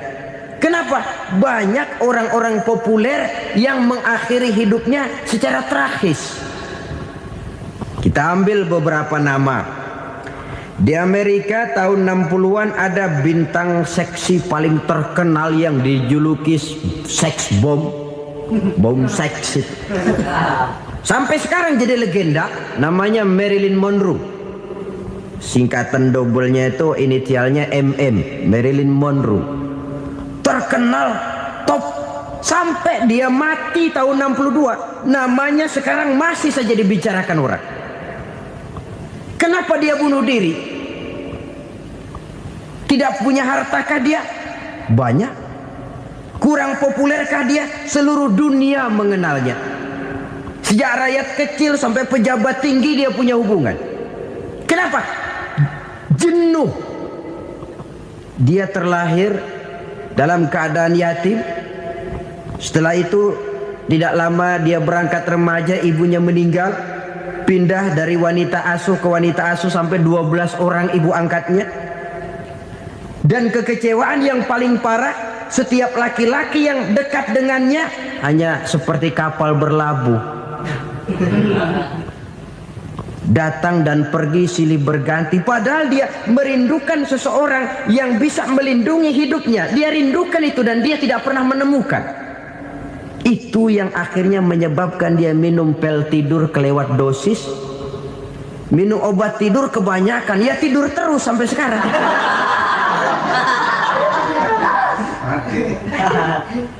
Dia mengakui, saya telah memiliki ketenaran, tapi saya tidak pernah hidup dalam ketenaran itu.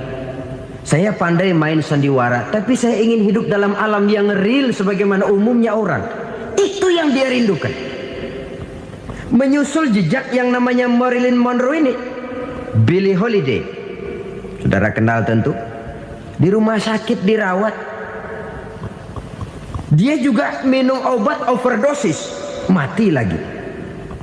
Jimi Hendrix minum obat tidur overdosis kelewat batas, mati lagi. Lalu yang menghanyutkan diri di danau, Janis Joplin dan Brian Jones. Ini orang-orang populer, orang-orang terkemuka yang mengakhiri hidup secara tragis, bukan karena tidak terkenal, mungkin karena sudah saking terkenalnya. Contoh paling belakangan, Bruce Lee. Wah, ini tukang-tukang kepruk tentu kenal siapa dia. Sampai sekarang pun tabir kematiannya masih merupakan misteri. Dan yang masih hidup juga menunjukkan gejala yang aneh. Michael Jackson, rumahnya di Beverly Hills itu dijaga sedemikian rupa, dan dia selalu curiga kepada setiap makanan.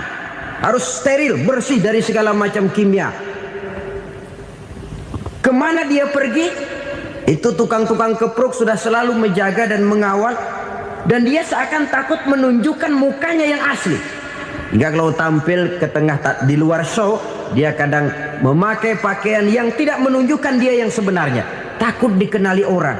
Ternyata popularitas sering jadi momok yang meracuni kehidupan manusia. Oleh karena itu, benarlah junjungan kita pada saat beliau mengajarkan orang akan bahagia kalau dia mempunyai hati yang lapang. Nah, sekarang masalahnya untuk mendapatkan hati yang lapang, caranya bagaimana? Kita kembali kepada konsep Quran. Allah mengajarkan, ala inna bi dzikrillahi tatmainnul qulub. Ketahuilah bahwa dengan banyak mengingat Allah, hati akan tenang, jiwa akan lapang. Dengan kata lain, dekat dengan agama, merasakan kehadiran Allah dekat dalam hidup, itu muara pertama untuk mencapai hati yang lapang. Ala inna bi dzikrillahi tatmainnul qulub. Jangan macam orang sekarang ingin mendapatkan ketenangan lalu tapak di puncak gunung, di gua-gua, di tempat sepi. Iyalah kalau nggak ada ular. Kalau tergigit ular berbisa, ketenangan belum, mati jelas itu. Islam positif untuk mendapatkan ketenangan. Ala inna bi dzikrillahi tatmainnul qulubi. Bahwa ketahuilah bahwa dengan banyak mengingat Allah, hati akan tenang, jiwa akan lapang, nuansa pikiran akan luas. Karena yang namanya bahagia ada dimanapun manusia berada. Di kampung ada bahagia, di kota ada bahagia, di ngarai, di lembah, di gunung, di hutan, di lautan, di angkasa luar, dimanapun bahagia itu ada kalau kita bermodalkan hati yang lapang ini. Dan hati akan lapang kalau kita dekat dengan agama. Dekat dengan harta buat sementara hati mungkin tenang, tapi ketenangan yang relatif dan temporer. Apalagi orang tiap kali tambah harta, tiap kali tambah rencana. Itu wajar. Mungkin sebelumnya saudara berpikir, kalau punya duit 5.000 enak nih. Begitu punya duit 5.000, aduh sayang kalau 10.000 aja. Tiap kali tambah harta, tiap kali lain rencana. Makin banyak rencana, makin menjauhkan kita dari yang namanya ketenangan. Padahal ketenangan merupakan unsur utama untuk mencapai bahagia. Dan ketenangan itu bermuara dalam hati manusia. Tengoklah kehidupan ini. Orang yang banyak harta dengan orang miskin, berbedakah rasa sakit yang mereka tanggungkan? Rasanya tidak. Walaupun si kaya tidur di kasur empuk berselimutkan sutra mahal, sementara si miskin meringkuk di balai bambu yang keras dan kasar. Apabila maut datang, dia juga tidak pernah pilih bulu. Maut datang menjemput si kaya di singgasana keemasannya, dikelilingi oleh para pengasuh, dayang dan idang serta para pengawal. Dan maut pun datang menjemput si miskin papa, sehingga ia tergelepar di tepian jalan. Kedua-duanya bernama mati. Kalau nyata bahwa sakit yang ditanggung si kaya tidak beda dengan sakit yang ditanggung si miskin, bukan harta semata yang membuat orang bahagia. Hati yang tenang, jiwa yang lapang penuh kedamaian, karena banyak berzikir dan mengingat Allah, itu merupakan modal utama untuk mencapai sesuatu yang bernama bahagia.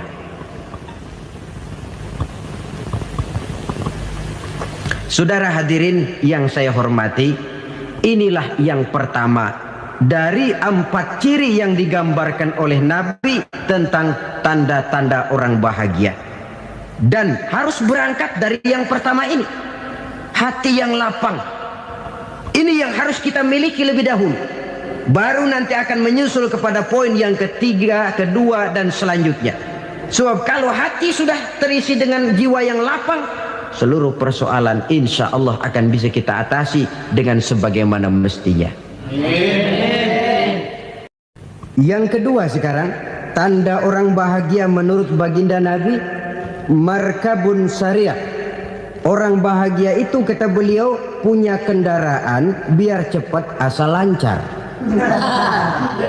Artinya kemana dia mau pergi mudah. Apa maksud hadis ini? Kalau kita kaji lebih dalam, kendaraan itu kan alat transportasi. Transportasi tidak lain adalah usaha memudahkan komunikasi. Pindah dari situ kepada teori bahwa manusia adalah zon political, makhluk bermasyarakat yang tidak bisa memenuhi kebutuhan hidupnya secara sendirian. Kita memerlukan keberadaan orang lain dalam kehidupan ini. Untuk memakai baju saja kita sudah perlukan petani yang tanam kapas, pabrik yang memintal kapas jadi benang, pabrik yang menenun benang jadi kain, sampai kepada mesin jahit, sampai kepada tukang jahit. Itu cuma untuk memakai pakaian saja. Tidak seorang pun di antara kita yang sanggup memenuhi kebutuhan hidupnya secara sendiri. Kita perlu orang lain. Maka kebebasan dalam arti mutlak, kebebasan tanpa batas, itu tidak mungkin ada dalam kehidupan. Karena kita mengadakan yang disebut interaksi sosial. Setiap kegiatan kita tentu melibatkan orang lain. Menurut kita barangkali kita bebas jalan di jalan raya semaunya, tapi orang lain berkendaraan pun merasa bahwa ini ada juga jalan haknya, dan begitu selanjutnya. Oleh karena itu, maksud dari kendaraan yang cepat ini adalah khulata'uhu ma'as solihin. Lingkungan pergaulannya terdiri dari orang-orang soleh. Pergaulannya luas. Kemana dia pergi ada temannya. Kesulitannya ada tempat dia cerita. Dan kesulitan kalau sudah diceritakan kepada orang lain, taruh kata orang itu tidak bisa menolong, namun menceritakannya kepada orang yang kita percayai, kan paling kurang sudah mengurangi beban jiwa, mengurangi tanggungan batin, merasa masih ada tempat kita cerita. Maka lebih baik orang awam yang mau bergaul ketimbang orang setengah alim tapi ngunci pintu. Sebab nantinya akan timbul sikap picik, cupik pandangan, dan tidak luas menghadapi kenyataan dalam kehidupan ini. Namun yang harus kita garis bawahi, pergaulan memang mesti luas. Namun jangan sekali-kali lupa bahwa pergaulan sangat besar pengaruhnya dalam ikut membentuk kepribadian manusia. Sehari-hari bisa kita bilang, kalau kita dekat sama tukang minyak wangi, sekalipun nggak dibagi minyaknya, baunya tentu dapat. Betul? Tapi dekat sama tukang elas, walaupun nggak kena apinya, asapnya mesti kena. Kalau Syauqi mengatakan lebih jelas lagi, man asyaral asyrafa asya musyarrafan wa muasyiral anzali ghairu musyarrafin. Awalam taral jildal hakira muqabbalan bisagri lamma sara jildal mushaf. Siapa yang bergaul dengan orang mulia, dia bakal ikut menjadi mulia. Tapi siapa yang berteman dengan orang hina, dia tidak bakal ikut menjadi mulia. Tidakkah kau lihat, kata Syauqi, kulit kambing yang hina pun dicium orang ketika menjadi kantong Quran. Kulit kambing hina, kalau dia sendirian gak ada yang mau cium. Tapi begitu dia bergaul dengan Quran, menjadi kantong Quran, dipakein minyak wangi, ditaruh di tempat yang tinggi, mau diambil dicium dulu, dibawa dengan penuh hormat dan hati-hati. Kulit kambing yang hina lantaran berteman dengan Quran, numpang mujur. Tapi coba lihat kalau kulit kambing berteman dengan kayu, jadi beduk, habis. Zohor dikemplang, asar dipukul. Itu pun sedikit saja, cuma salah milih teman. Yang temannya Quran dihormati orang, yang temannya kayu lantaran jadi beduk, gelap-gelap subuh orang udah kemplangin.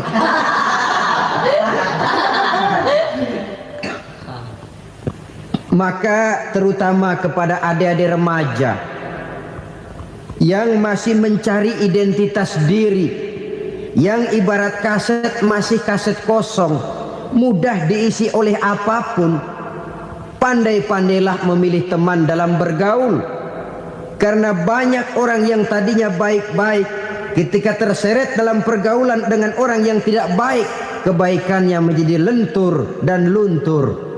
Tapi berapa banyak bajingan-bajingan tengik, orang-orang yang berlumur noda dan dosa, tiap hari melakukan maksiat, namun bergaul dengan orang yang baik-baik, pada akhirnya sedikit demi sedikit beringsut dan berangsur dia terbiasa mengikuti kebaikan-kebaikan. Saya tekankan ini kepada remaja karena mereka masih mencari identitas diri. Apa yang mereka lihat mereka mau, apa yang mereka dengar mereka ingin tahu. Coba lihat kehidupan remaja. Pulang nonton film Rambo, pengen jadi Rambo, gagah, maunya belekai melulu. Pulang nonton film Superman, pengen bisa terbang. Pulang nonton India, nyanyi melulu. Wajar, mereka masih mencari identitas diri. Saya ini sebenarnya siapa? Lingkungan, pergaulan akan membentuk itu. Karena itu pandai-pandailah bergaul, karena ia sangat besar pengaruhnya dalam ikut membentuk kepribadian manusia. Apalagi sifat yang jelek lebih cepat menularnya ketimbang sifat yang baik. Sifat yang baik, watak yang soleh itu lambat sekali untuk menular. Tapi yang tidak baik, kan prosesnya mah kalau remaja biasanya mula-mula dengar. Karena dengar lalu pengen tahu. Karena pengen tahu lalu ngeliatin. Begitu ngeliatin kan pengen nyobain. Setelah nyobain ketagihan. Nah, ini prosesnya. Yang namanya ganja, morfin, narkotik awalnya kan begitu. Mula-mula denger katanya kalau sudah fly to the sky, sudah melayang ke langit katanya, disitulah puncak kebahagiaan. Mulanya cuma denger. Karena denger pengen tahu. Karena pengen tahu lalu ngeliat, kumpul sama orang yang suka ngeganja. Setelah ngeliat, nah pengen ngerasain. Begitu ngerasain enak juga, ketagihan. Kalau sudah ketagihan jadi penyakit kronis, bisa merembet kepada yang lain. Iya, kalau orang tuanya mampu untuk beli morfin, beli ganja. Kalau tidak kan pikirannya ngayap, jemuran siapa ya gue sabet. Timbullah perbuatan-perbuatan negatif yang bermula dari salah pergaulan. Apalagi buat adik-adik remaja yang tinggal di kota-kota besar, yang pengaruh budaya, pengaruh kesenian, pengaruh struktur kehidupan yang nampak makin individualistis, di mana persaingan tajam, tensi ekonomi tinggi, orang mudah mengalami stres.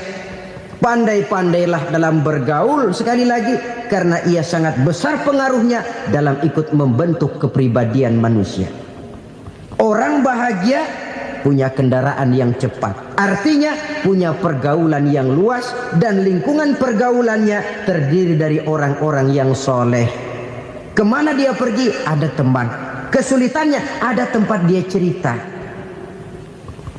Tapi kalau sudah menyendiri, hidup sendiri, kesulitan dipikiri sendiri, bisa mati belum waktunya. Tidak ada tempat berbagi rasa, tidak ada tempat bercerita, tidak ada tempat mengurangi beban dalam kehidupan. Pantas betul kalau Islam sangat menggalakkan dan menganjurkan orang kalau sudah sampai waktunya itu untuk melangsungkan nikah. Kata Nabi, ya ma'syaras syabab man istata'a minkumul ba'at falyatazawwaj.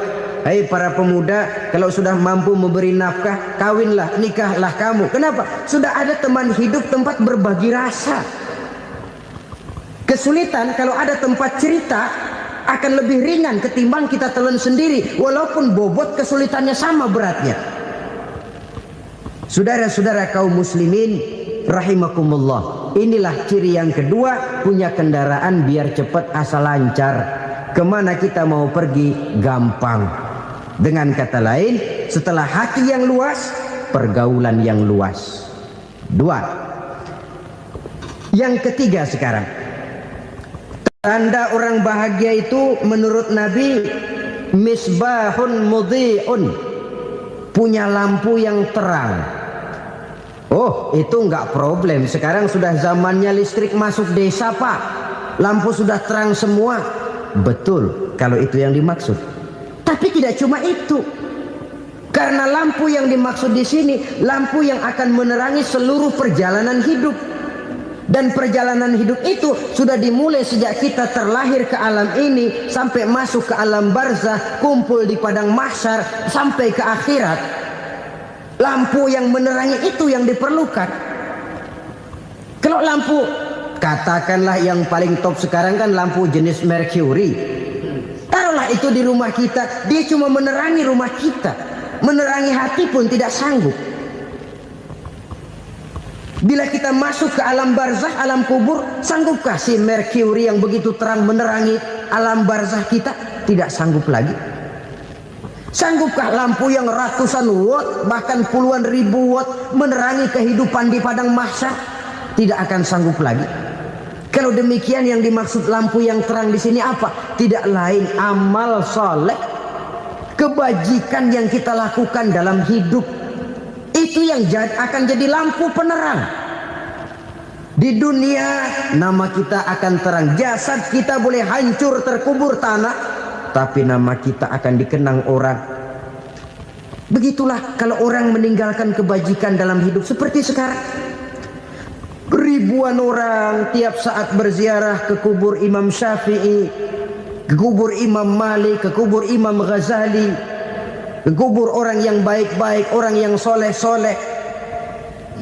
Kebajikannya yang ditinggalkan, yang mengukir namanya dengan tinta emas, sehingga saudara sudah terbaring di alam kubur. Orang lewat, Allah, ini kuburannya Fulan bin Fulan, dulu ini kebaikannya Masya Allah, saya ikut merasakan. Mari kita mampir sebentar, kita Fatihah, mohon disampaikan Allah pahalanya kepada almarhum. Al-Fatihah. Itu kalau orang baik-baik. Lalu saudara tanya, Pak, orang mati dikirimin Fatihah apa nyampe pahalanya? Saya jawab, kalau saudara nggak percaya, mati dulu dah. Nanti saya Fatihain, tungguin di sana. Umpama nggak sampai, balik lagi kemari. Sekarang ini kan maunya otak-otakan saja. Kalau nggak masuk otak, nggak percaya. Padahal alam gaib itu nggak bisa diotak-otakin. Sama saja dengan saudara pernah dengar cerita kapal tanpa emas tenggelam kan? Pernah nggak? Di mana? Salembo. Ya, di laut Masalembo. Begitu ke tanpa emas tenggelam, ratusan penumpang itu terjun ke laut, dipermainkan gelombang, berjuang menghadapi maut itu. Orang lagi timbul tenggelam di lautan, dihantam ombak, kita tengokin pakai helikopter. Pak, lagi timbul tenggelam ya? Iya, tolongin. Jangan khawatir Pak, nih saya kirim intan Pak, harganya 10 juta. Kira-kira orang yang timbul tenggelam di laut seneng nggak? Ya. Kan mahal toh intan 10 juta. Kenapa dia nggak senang? Karena intan 10 juta dalam kondisi seperti itu tidak sanggup menyelamatkan dia. Dia akan girang kalau dikirimin ban mobil bekas, dikirimin papan terentang atau bambu. Intan yang 10 juta dia nggak girang. Ban mobil bekas yang 1000 perak, tuh pegang, itu yang dia girang betul. Inilah sebabnya Nabi berkata, mal mayyitu fi qabrihi illa kal ghariqil mutaghawwis. Orang yang meninggal di alam kuburnya seperti orang timbul tenggelam di lautan. Yantaziru da'watan min ahli, menunggu doa dari keluarganya yang masih hidup. Duh, bapak saya sudah meninggal, saya sayang benar sama dia. Kirimin kulkas ke kuburannya Itu sama saja dengan tadi orang tenggelam di lautan dikirimi intan yang harganya 10 juta, ndak sampai. Begitulah kalau kebajikan yang kita tinggalkan dalam hidup, sudah mati pun kubur kita masih diziarahi orang. Tapi kalau jahat yang kita tinggalkan, boro-boro lah orang mau doa lewat dekat kuburan kita juga serem. Tuh bajingan no, dulu mati dipendem di situ tuh. Jangan lewat situ, ntar kesurupan, jangan. Lewat saja orang ngeri. Konon lagi membacakan Fatihah dan mengirimkan doa. Hidup pada hakikatnya adalah kesempatan untuk berbuat baik. Maka sekali kesempatan itu diberikan, manfaatkan dengan sebaiknya. Sebab kesempatan kedua tidak akan pernah ada. Kesempatan berbuat baik di sini, di akhirat sudah pembalasan namanya. Sekali kesempatan itu dicabut, dia tidak akan pernah dikembalikan lagi. Kata Iqbal, hidup tidak mundur ke belakang, Bung. Berhenti diinjak orang, mundur hancur. Tidak ada kata mundur dalam hidup ini. Berhenti diinjak orang, mundur kecebur. Tidak ada kata lain. Harus maju dalam kehidupan, dalam artian yang positif. Hidup adalah kesempatan untuk mengumpulkan kebajikan yang sebanyak-banyaknya. Di situ nilai daripada manusia. Sekarang ini memang nggak kelihatan kok, orang yang banyak pahala sama yang banyak dosa nggak kelihatan kok. Barangkali kalau habis bikin dosa palanya pada benjol, mungkin orang takut sama dosa. Tapi sekarang sama saja, orang yang banyak dosa dengan yang nggak banyak dosa jalan bareng dari belakang, sama, nggak kelihatan beda. Tapi ada waktunya di mana pahala memegang peranan, di mana dosa diperlihatkan. Sama saja kalau kita bawa mobil siang, lampu kan nggak begitu berfungsi. Apa lalu bilang, alah ini lampu berat-beratin, copot-copotin aja dah. Tidak perlu begitu. Kenapa? Pada suatu saat malam senja akan datang. Bila matahari terbenam, senja pun datang, gelap mulai merayap, disitulah baru terasa perlunya lampu. Pahala begitu. Sekarang orang yang nggak ada pahalanya nggak kelihatan dalam kehidupan. Tapi pada suatu saat senja kehidupan akan datang. Ajal merenggut nyawa, malam merayap, dan hidup mulai diliputi kegelapan di alam barzah. Dikala itu kalau nggak punya lampu, alangkah malangnya kita. Sebab amal yang baik, kata Nabi, di alam barzah itu akan diciptakan menjadi perempuan yang cantik menemani kita. Amal yang jahat akan menjadi orang yang paling jelek nemenin kita. Sudah di tempat gelap yang nemenin jelek.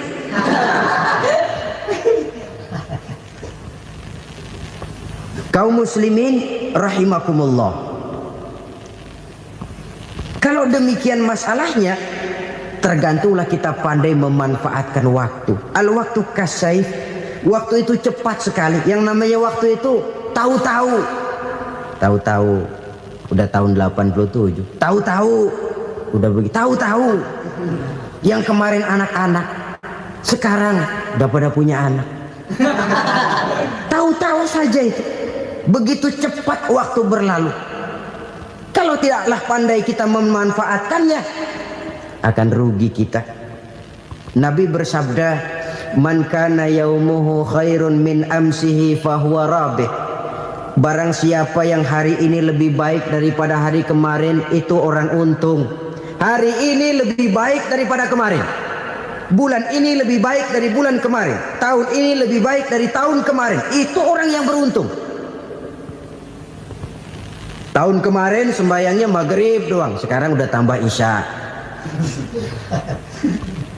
Tahun kemarin cuman Idul Fitri aja ngancem bener, sekarang udah tambah Jumat, lalu tambah lagi maghrib, tambah lagi isya, dan selanjutnya. Hari ini lebih baik daripada kemarin, itu orang yang beruntung.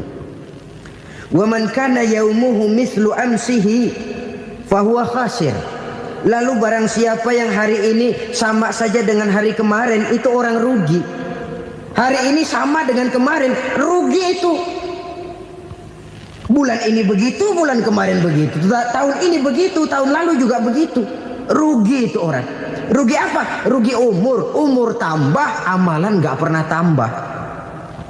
Dan saya pikir lebih merupakan azab ketimbang nikmat kalau orang dikasih panjang umur cuma untuk numpuk dosa. Mending mana? Panjang umur banyak dosa sama pendek umur dikit dosa? Mending mana? Mending mana? Ya, paling mending tentu panjang umur banyak pahala. Tapi kalau tidak, sekali lagi, lebih merupakan azab ketimbang nikmat kalau orang diberikan panjang umur tapi cuma untuk sekedar menumpuk dosa. Kehilangan kesadaran bahwa dunia bukan terminal akhir dari satu perjalanan. Dia cuma halte di mana kita berhenti sebentar untuk menuju kepada terminal yang hakiki. Saudara-saudara kaum muslimin rahimakumullah. Inilah lampu yang akan menerangi kehidupan. Amal yang kita lakukan di dalam kehidupan. Jadi yang dimaksud dengan lampu yang terang, kebajikan yang kita kerjakan dalam hidup. Nah, setiap orang di awal tadi saya bilang ingin bahagia. Bahagia itu kan hakikatnya kumpulan senang dan selamat. Senang, selamat. Apa bedanya? Senang tapi tidak selamat, nggak bahagia. Selamat tapi nggak senang, nggak bahagia orang. Contoh, kalau orang korupsi, duitnya banyak, senang dia, tapi keselamatannya Ada tentara baris di samping rumahnya udah bingung, padahal tentara latihan. Tentara cuma latihan dia bingung. Senang, tapi karena keselamatannya tidak terjamin, dia tidak bahagia. Sebaliknya pegawai negeri jujur benar cuma segaji-gajinya, selamat nggak korupsi, tapi melarat ya nggak bahagia juga, kurang senang. Kesenangan dan keselamatan untuk dunia saja, ya sekali lagi, kalau cuma sekedar untuk dunia saja bisa dibeli pakai uang, bisa dibeli pakai uang.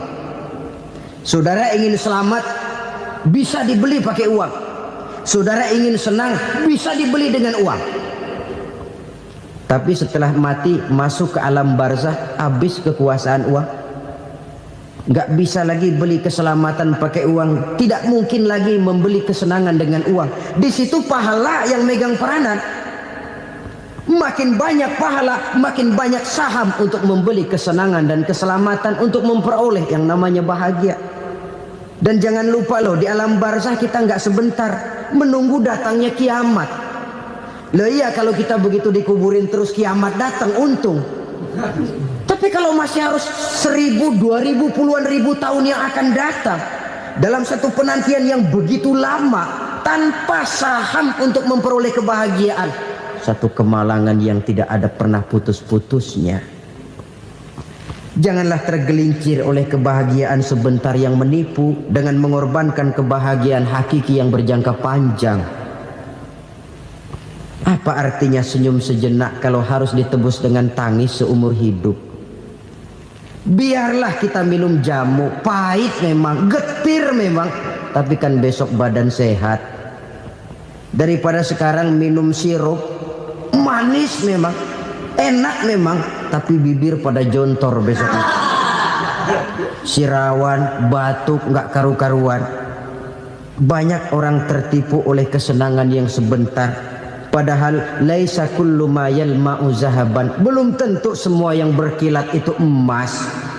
Belum tentu semua yang gemerlap itu intan. Karena itu marilah manfaatkan kesempatan yang diberikan Allah ini untuk mengumpulkan kebajikan yang sebanyak-banyaknya. Yang terakhir sekarang, yang keempat, tanda orang bahagia kata Nabi. Zaujatun salihah. Orang bahagia itu tanda yang keempat kata Nabi, punya istri biar cakep asal taat. Sudah surga itu sudah. Cakep taat. Istri kayak gitu, kalau belum mati jangan dikuburin dulu itu. Sudah cakep taat lagi. Tapi kadang-kadang enggak, udah jelek ngadat melulu. Apa yang mau dipilih? Sebab itu Quran mengatakan istri pakaian untuk suami, suami pakaian untuk istri. Kenapa suami istri diibaratkan pakaian? Alangkah tingginya gaya bahasa Quran ini. Suami istri teman hidup, hidup perjalanan panjang. Sejak kita dalam rahim sudah ada hidup kan di sini.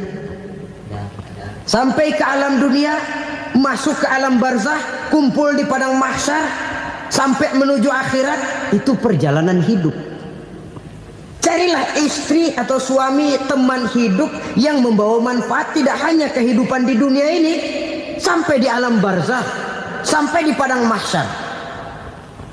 Suaminya mungkin meninggal lebih dulu, atau istrinya mungkin meninggal lebih dulu, tapi suami atau istri yang masih hidup berbuat kebajikan. Suami saya meninggal, ada hartanya, saya sedekahkan, niat pahala untuk almarhum suami saya. Ini teman hidup. Tidak dibatasi dan tidak bisa dipisahkan oleh maut sekalipun. Zohirnya mungkin pisah, badannya mungkin pisah, tapi hatinya, jiwanya, kebersamaannya dalam menghadapi kehidupan.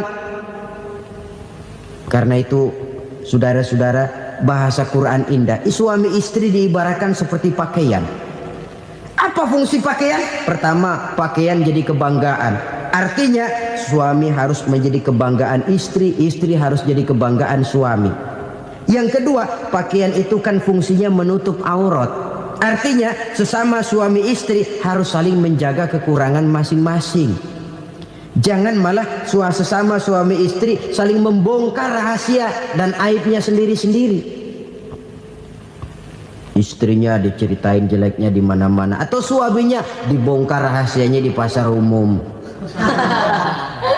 Itu sudah tidak lagi berfungsi sebagai pakaian. Kenapa semua ini diperlukan? Karena kita menyadari bangsa yang baik terdiri dari masyarakat yang baik. Masyarakat yang baik merupakan susunan dari warga yang baik. Warga yang baik adalah terdiri dari rumah tangga yang baik. Dan rumah tangga yang baik merupakan susunan dari pribadi yang baik. Dari situ langkah dimulai. Membangun satu bangsa yang baik diawali dengan membangun rumah tangga yang baik, dengan menciptakan pribadi-pribadi yang baik. Sehingga dari sini diharapkan berkembanglah nilai-nilai kebaikan. Orang akan bahagia mempunyai istri yang soleh. Kenapa? Tidak ada seorang suami bisa sukses jadi apapun dia, apapun profesinya, dokterkah, kiaikah, mubalikah, petanikah, pengusahakah, pejabat tinggikah, tidak ada seorang suami yang bisa sukses tanpa peran serta istrinya. Walaupun memang peranan itu tidak begitu kelihatan, tapi sangat menentukan. Karena itu, saudara hadirin yang saya hormati, Islam sangat menghargai kaum wanita, memberikan kedudukan yang tinggi sepanjang tidak mematikan kodrat kewanitaannya. Selalu berusaha menyimpan sesuatu yang bisa membawa manfaat, baik untuk dirinya, untuk anak cucunya, maupun untuk keluarganya, untuk masa kini dan masa depannya. Kadang simpanan itu berbentuk uang, kadang berupa tanah, lain saat berbentuk pabrik, dan lain sebagainya. Sementara masa depan yang paling pasti adalah akhirat.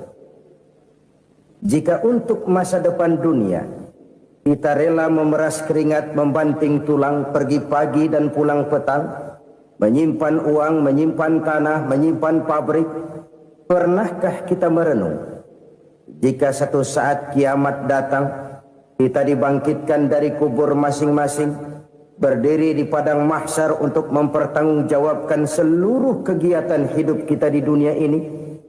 Lalu kita akan menuju ke alam akhirat. Sudahkah kita mempunyai simpanan untuk akhirat kita?